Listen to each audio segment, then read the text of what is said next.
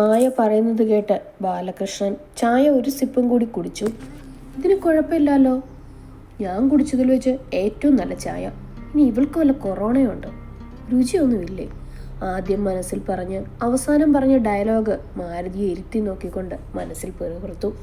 മാരുതി പേടിച്ച് മാരുതിയുടെ അടുത്തേക്ക് പോയി. മാരുതി എഴുന്നേറ്റ് നിന്നു. ശ്രേയയുടെ കയ്യിലുള്ള കവറിൽ നിന്നും ഒരു ബോക്സ് എടുത്ത് അതിലുള്ള റിങ് മാരുതിയുടെ വിരലിൽ അണിയിച്ചു. എൻ്റെ മോളെ, ഞാൻ നിന്നെ കളിപ്പിക്കാൻ പറഞ്ഞതാ. ഞാൻ കുടിച്ചതിൽ വെച്ച് ഏറ്റവും നല്ല ചായ, മധുരമൊക്കെ പാകത്തിന്. മാരുതി പറഞ്ഞതും മാരുതിക്ക് സന്തോഷമായി. നല്ല കൈപ്പുണ്യമുള്ളവർക്ക് ഇങ്ങനത്തെ ചായ ഉണ്ടാക്കാൻ പറ്റും അല്ലേ അമ്മേ? അമ്മയുടെ ഭാഗ്യമാണ് എൻ്റെ ആരു. ആർദ്രവിൻ്റെ പറച്ചിൽ കേട്ട് എല്ലാവരും അവനെ അത് അന്യജീവിയെ പോലെ നോക്കാൻ തുടങ്ങി. മാരുതി അവൻ്റെ ചെവിക്ക് പിടിച്ച് തിരിച്ചതും അങ്ങോട്ടും ഇങ്ങോട്ടും തിരിച്ചു. അപ്പോഴേക്കും നീ അവളെ പൊക്കി പറയാൻ തുടങ്ങി അല്ലേ? എൻ്റെ മോൾക്ക് നിന്നെ ഇഷ്ടപ്പെടുന്നു വേണ്ടേ? മാരുതി പറഞ്ഞതും ആർദ്രവ് മാരുതിയെ നോക്കി. അവരുടെ കണ്ണുകൾ തമ്മിൽ പരസ്പരം മുടക്കി. ഇത് കണ്ട പ്രസാദ്, കുട്ടികൾക്ക് എന്തെങ്കിലും സംസാരിക്കാനുണ്ടാവില്ലേ മോളെ?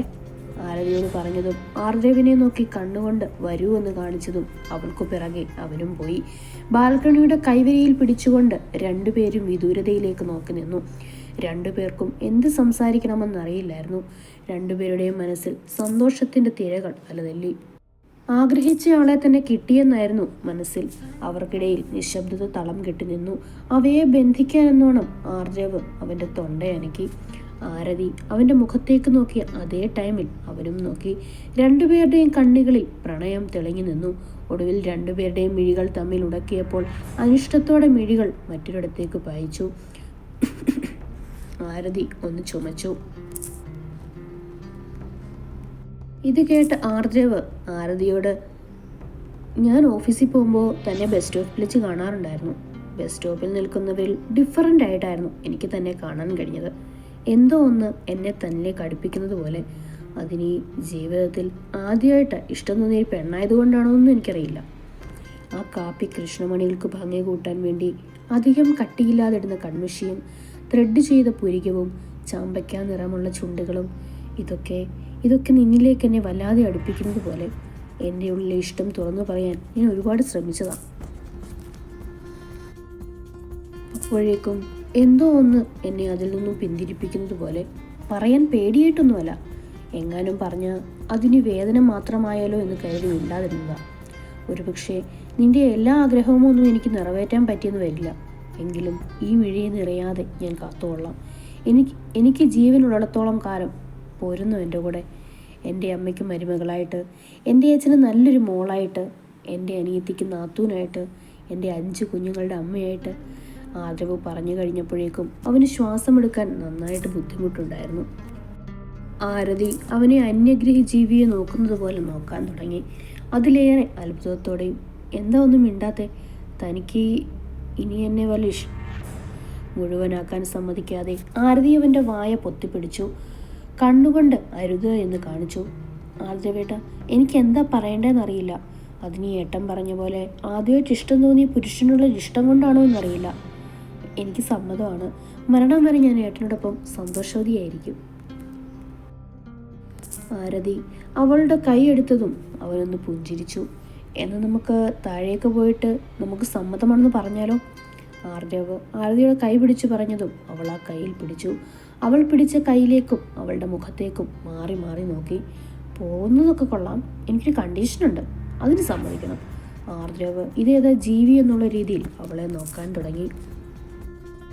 സമ്മതിക്കുമോ? ആരതി അവനിൽ നിന്നും മറുപടി കേൾക്കാത്തതിനുകൊണ്ട് ചോദിച്ചു.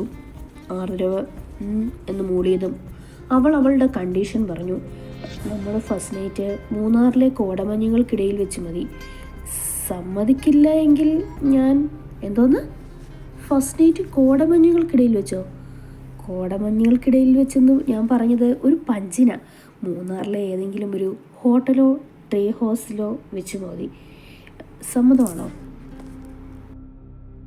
അവൻ അവളെ ഒന്ന് നോക്കി എന്ന് ഇരുത്തി മൂളി. രണ്ടുപേരും താഴേക്ക് പോയി. മക്കൾക്ക് തമ്മിൽ ഇഷ്ടപ്പെട്ട സ്ഥിതിക്ക് നമുക്കിതങ്ങ് ഉറപ്പിക്കാം.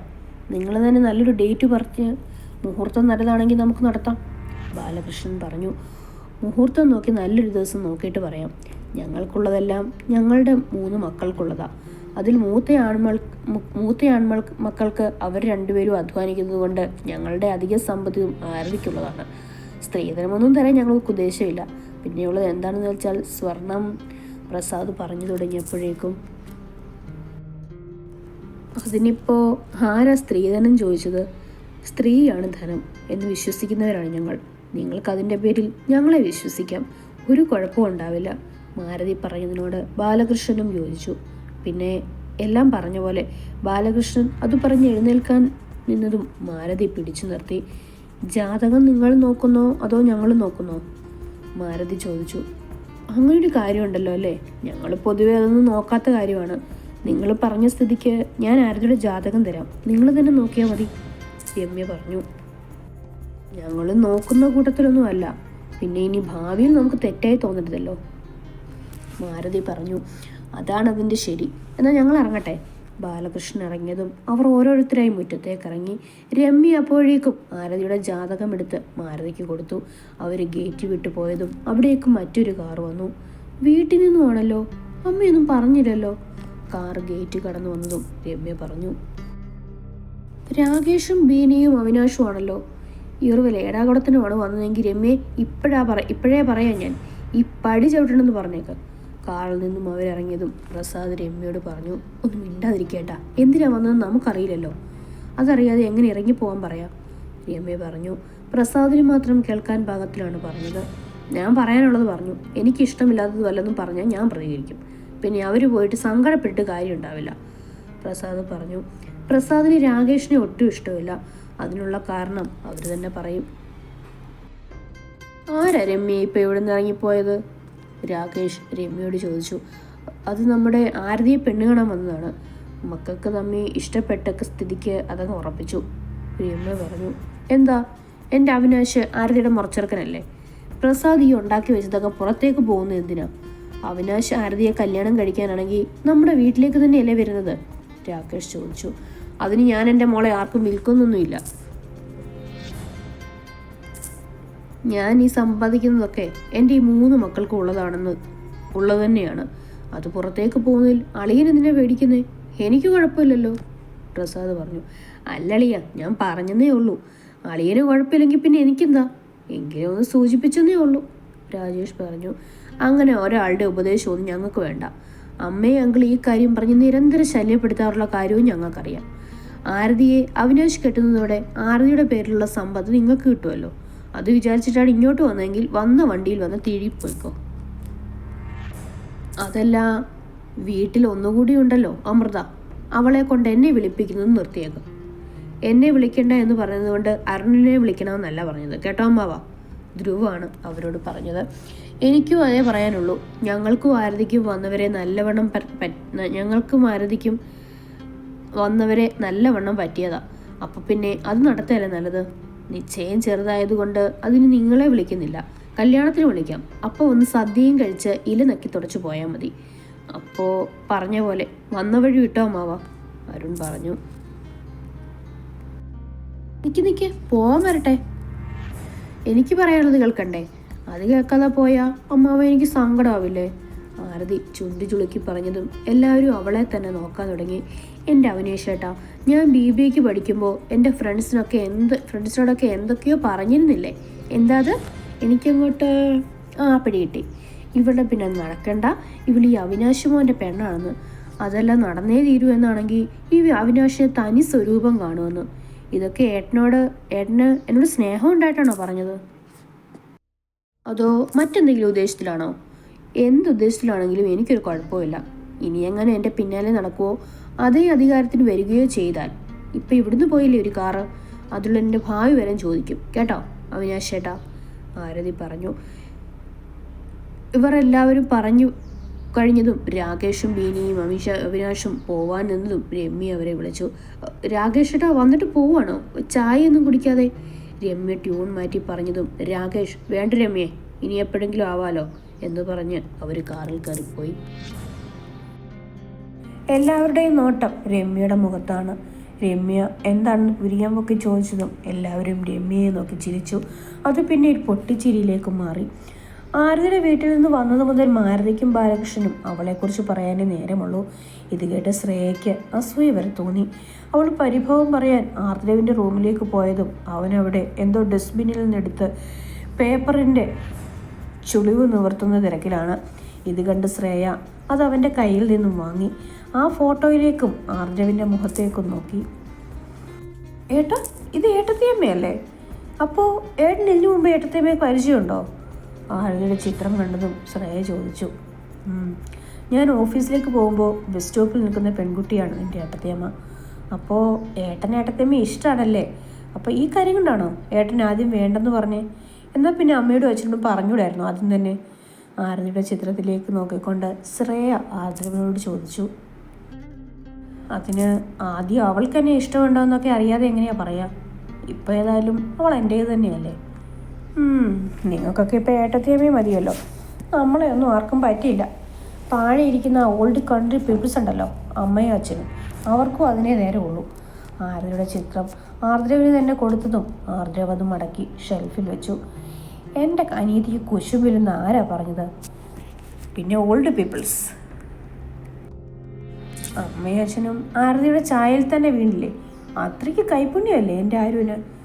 പെണ്ണ് കണ്ടപ്പോൾ ഇങ്ങനെ, അപ്പോൾ കെട്ടിക്കഴിഞ്ഞുള്ള അവസ്ഥയോ സഹിക്കാൻ വയ്യേ. ശ്രേയ തലയിൽ കൈവച്ചുകൊണ്ട് പറഞ്ഞിട്ട് എനിക്കിതൊന്നും കേൾക്കാനും കാണാനും വയ്യേ എന്ന് പറഞ്ഞ് അവിടുന്ന് പോയി. അവൾ പോയതും ആർദ്രവ് അവൻ്റെ ഫോൺ എടുത്ത് ഇൻസ്റ്റയിൽ @ആരതി 2.0 എന്നുള്ള അക്കൗണ്ടിൽ ഫ്രണ്ട് റിക്വസ്റ്റ് അയച്ചു. അവളുടെ ഫോട്ടോസിൽ എല്ലാം ലൈക്കും കമൻറ്റും ഇട്ടു. അവളുടെ ഫോട്ടോ സൂം ചെയ്ത് നോക്കുമ്പോൾ പിന്നിൽ നിന്നും ചുമയ്ക്കുന്ന ശബ്ദം കേട്ട് തിരിഞ്ഞു നോക്കി ആർദ്രവ് കാണുന്നത് മാരുതിയാണ്. ഫോൺ ഓഫ് ചെയ്ത് ബെഡിൽ നിന്ന് എഴുന്നേറ്റ് മാരുതിക്ക് വളിച്ച ഇലിയും പാസ്സാക്കി. ഇലിക്കല്ലേ പൊന്നുമോൻ ഇതാണ് പണിയെന്ന് ശ്രേയ എന്നോട് പറഞ്ഞു, അതുകൊണ്ടവൻ നോക്കിയത്. മാരുതി അവനോട് പറഞ്ഞതും അവൻ മനസ്സിൽ കുരുട്ടപ്പോഴേക്കും പോയി വിളമ്പിയോ, ഇനി പോരട്ടെ, ഡയറി മിൽക്ക്, ഗാലക്സി, സ്നിക്കേഴ്സ് എന്നൊക്കെ പറഞ്ഞുകൊണ്ട് കൊടുക്കുന്നുണ്ട് ഞാൻ. ശ്രേയയെ മനസ്സിൽ കുറ്റം പറഞ്ഞിട്ട് മാരുതിയുടെ മുഖത്തേക്ക് അവൻ നോക്കി. പൊന്നുമോൻ എന്നെ നോക്കി ഇളിക്കൊന്നും വേണ്ട. ഇന്ന് നിന്റെ പെണ്ണിൻ്റെ വീട്ടിൽ നിന്ന് ആരുടെയുടെ ജാതകം കൊണ്ടുവന്നില്ലേ? നിൻ്റേതും അവളുടേതും കണിയാശാനെ കൊണ്ട് നോക്കിക്കണം. നീ അയാളുടെ വീട് വരെ പോയി വാ. കൂടെ നിശ്ചയത്തിന് നല്ലൊരു മുഹൂർത്തവും നോക്കിപ്പിച്ചോ. മാരുതി പറഞ്ഞു. എന്തിനാമേ ജാതകമൊക്കെ നോക്കുന്നേ? എനിക്കതിൽ വിശ്വാസമൊന്നുമില്ല. എനിക്ക് വിശ്വാസമുണ്ട്. പിന്നീട് ദുഃഖിക്കാൻ എനിക്ക് വയ്യ. അതുകൊണ്ട് നോക്കിക്കും. അമ്മേ, അപ്പോൾ സപ്പോസ് എങ്ങാനും ഞങ്ങളുടെ ജാതകം തമ്മിൽ ചേർന്നില്ലെങ്കിൽ അപ്പം ഞങ്ങളുടെ ഈ കല്യാണം അമ്മ വേണ്ടെന്ന് വെക്കുമോ? ആർദ്രവ് അവൻ്റെ മനസ്സിലുള്ള സംശയം ചോദിച്ചു. വേണ്ടെന്ന് വെക്കും. ചേരാത്ത ജാതകം വെച്ച് കല്യാണം കഴിപ്പിക്കാൻ എനിക്ക് വട്ടൊന്നുമില്ല. എനിക്ക് എൻ്റെ മോൻ്റെ സന്തോഷമാണ് വലുത്. മാരുതി അവരുടെ രണ്ടുപേരുടെയും ജാതകം ആർദ്രവിന് കൊടുത്തിട്ട് താഴേക്ക് പോയി. ഇത് വല്ലാത്ത പൊല്ലാപ്പായാലോ ദൈവമേ. ഇനി അഥവാ ജാതകം ചേരുന്നില്ലെങ്കിൽ ഓർക്കാൻ പോലും വയ്യ. മനസ്സിൽ ആദ്യമായിട്ട് ഇഷ്ടപ്പെട്ട പെൺകുട്ടിയെ കളയല്ലേ. ഞാൻ വേണമെങ്കിൽ 100 ശയന പ്രദക്ഷിണം ചെയ്തോളാം. ആർജവും മനസ്സിൽ പറഞ്ഞ് ജാതകമെടുത്ത് കണിയാശാൻ്റെ വീട്ടിലേക്ക് പോയി. ആരിത്? ആർജവ് കുഞ്ഞോ? എന്താ കുഞ്ഞ് ഈ വഴിക്കൊക്കെ? വഴി മറന്നു വന്നൊന്നും അല്ലല്ലോ? ആർജവയെ കണ്ട കണിയാശൻ അവനോട് ചോദിച്ചു. വഴി മറന്നിട്ടൊന്നുമില്ല. ഈ 2 ജാതകവും തമ്മിൽ എത്ര പൊരുത്തമുണ്ടോയെന്ന് നോക്കിക്കേ. കണിയാശാൻ ആർദ്രവിൻ്റെ കയ്യിലുള്ള ജാതകം വാങ്ങിയിട്ട് നോക്കാൻ തുടങ്ങി. ഇത് മോൻ്റെ ജാതകമാണല്ലോ. മോൻ്റെ കല്യാണമായോ? കണിയാശാൻ ചോദിച്ചതിന് അവളൊന്ന് ചിരിച്ചു കൊടുത്തു.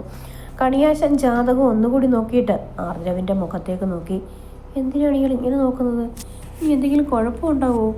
ഉണ്ടാവല്ലേ എന്ന് മനസ്സിൽ പറഞ്ഞു. വധു ആരാണെന്നും എനിക്കറിയില്ല. എന്നാലും പറയട്ടെ, 10ൽ 10 പൊരുത്തം. നിങ്ങൾ തമ്മിൽ ചേർന്നില്ലെങ്കിൽ പിന്നെ ആര് തമ്മിലും ചേരില്ല. കണിയാശാൻ ചിരിച്ചുകൊണ്ട് പറഞ്ഞതും ആർജവും മനസ്സിൽ 1000 തവണ നന്ദി പറഞ്ഞു. നന്ദിയുണ്ട് ദൈവമേ. ആ ശയന പ്രദക്ഷിണം ഞാൻ ഇപ്പം തന്നെ ചെയ്തോളാമേ. നിശ്ചയത്തിന് വേണ്ട നല്ലൊരു മുഹൂർത്തം കൂടെ കണിയാശാൻ പറഞ്ഞതും ആർദ്രവ് വീട്ടിലേക്ക് മടങ്ങി. വീട്ടിലെത്തിയതും സിറ്റ് ഔട്ടിൽ തന്നെ അങ്ങോട്ടും ഇങ്ങോട്ടും നടന്നുകൊണ്ടിരിക്കുന്ന മാരുതിയെ ടെൻഷനാക്കാൻ വേണ്ടി ആർജവ് മുഖത്ത് കുറച്ച് സങ്കടമൊക്കെ വാരി വിതറി. മോനെ, എന്തു പറഞ്ഞു കണിയാശാൻ? ജാതകം തമ്മിൽ ചേരുമോ നിങ്ങളെ? നിരാശയോടെ ബുള്ളറ്റിൽ നിന്ന് ഇറങ്ങി വന്ന ആർദ്രവിൻ്റെ മുഖം കണ്ട് മാരുതി ചോദിച്ചു. അമ്മേ, ഒന്നും നടക്കില്ല അമ്മേ. ആർദ്രവിനെ മുഴുവൻ പറയാൻ സമ്മതിക്കാതെ മാരുതി, എന്താടാ, എന്താ നീ ഒന്നും നടക്കില്ലെന്ന് പറഞ്ഞേ? കണിയേശൻ എന്തു പറഞ്ഞു? മാരുതിയുടെ ചോദ്യത്തിലുണ്ടായിരുന്നു ആ മനസ്സിലെ ആവലാതികൾ. നിക്കമ്മേ, ടെൻഷൻ അടിക്കല്ലേ. അമ്മ പറഞ്ഞില്ലേ ജാതകം ചേർന്നില്ലെങ്കിൽ ഞങ്ങളുടെ കല്യാണം നടത്തൂലെന്ന്. അത് നടന്നില്ല എന്നാണ് ഞാൻ പറഞ്ഞത്. 10ൽ 10 പൊരുത്തം. മാരുതിയുടെ കവളിൽ പിടിച്ചുകൊണ്ട് ആർദ്രവ് പറഞ്ഞതും മാരുതി ചിരിച്ചു.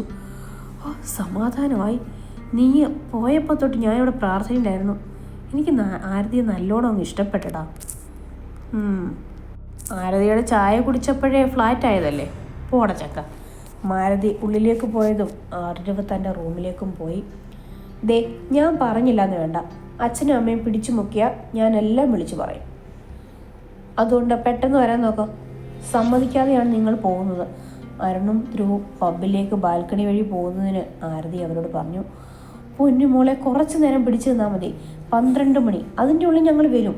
മോൾ ഉറങ്ങിക്കോ, ഞങ്ങൾ വരുമ്പോൾ വിളിക്കാം, ധ്രുവ് പറഞ്ഞു. വേഗം വരണം.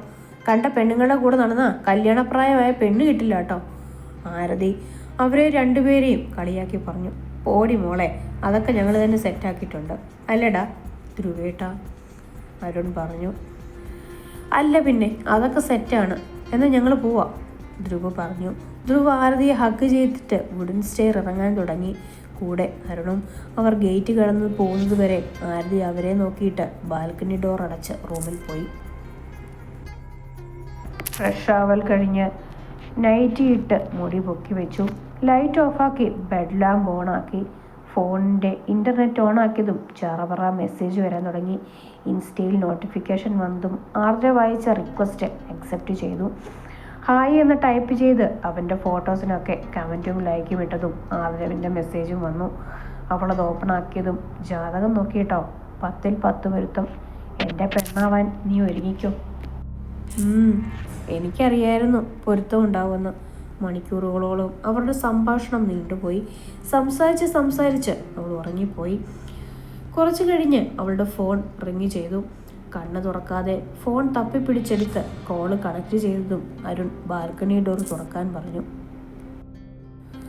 കണ്ണ് വലിച്ചു തുറന്ന് മൂരി നിവർത്തി ബാൽക്കണി ഡോർ തുറന്നു കൊടുത്തു. ഈ പോക്കിനും വരവിനും ഒക്കെ കൂടി എനിക്കും വല്ലതും തരണേ, ആരതി പറഞ്ഞു. തരാടി, നാളെ ഒന്നാവട്ടെ എന്ന് പറഞ്ഞ് ധ്രുവും അരുണും അവരവരുടെ റൂമിലേക്ക് പോയി.